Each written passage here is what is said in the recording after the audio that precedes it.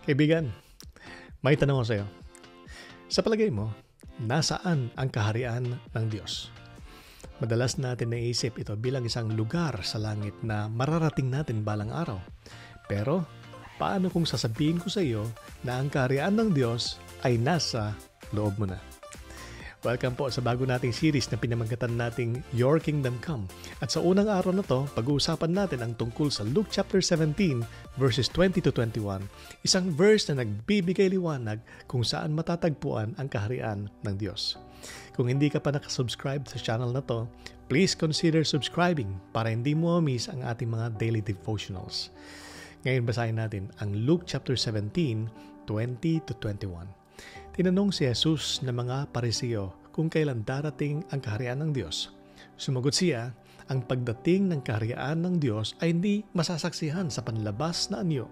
Hindi rin masasabi ng mga tao, narito na o nandun, sapagkat ang kaharian ng Diyos ay nasa iyo na. Wow! Ang mga tao noong panahon ni Jesus ay naghihintay ng isang kaharian na may hari, trono at espada. Pero sinabi ni Jesus, ang kaharian ng Diyos ay nasa iyo na. Ibig sabihin, ang kaharian ay hindi lamang basta lugar. Ito ay presensya ng Diyos sa puso ng bawat naniniwala sa Kanya. Kapag tinanggap mo si Jesus, ang Diyos ay namumuno na sa buhay mo.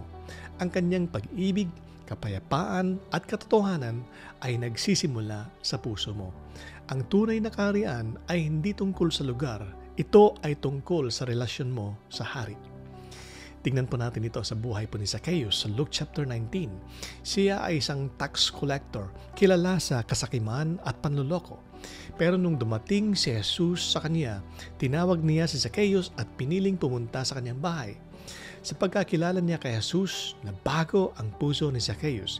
Ibinalik niya ang pera sa kanyang mga niloko at naglingkod ng may kababaang loob. Doon, ang kaharian ng Diyos ay pumasok sa kanyang buhay.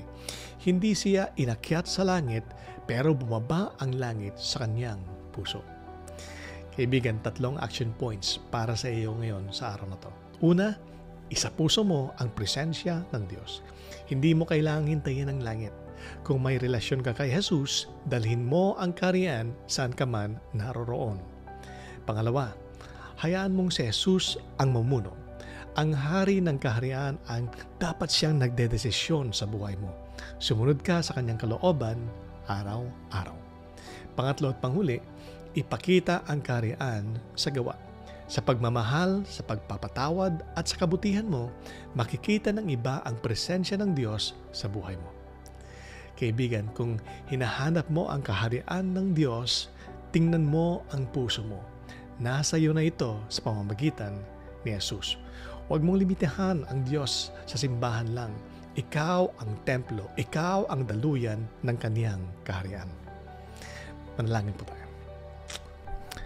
Panginoon, salamat sa paalala na ang iyong kaharian ay hindi lang lugar, kundi presensya mo sa buhay namin. Tulungan mo akong mamuhay bilang isang bahagi ng iyong kaharian, sumusunod, nagmamahal at nagpapakita ng iyong liwanag. Katulad po ni Zacchaeus, baguhin mo ang puso ko sa araw-araw.